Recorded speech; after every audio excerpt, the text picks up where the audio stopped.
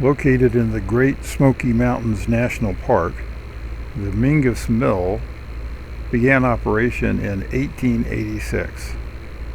For 50 years, it processed wheat into flour and corn into meal for the local community.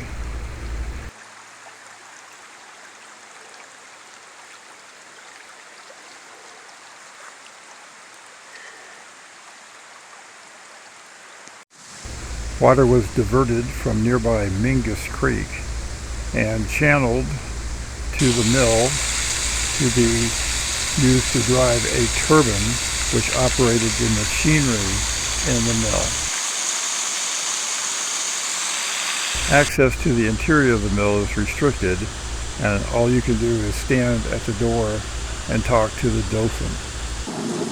The water powers a turbine, which in turn drives a belt that operates the machinery of the mill. The operating equipment is at the rear of the mill and hard to see from the door. On display in front of the mill are several millstones. Thank you for watching.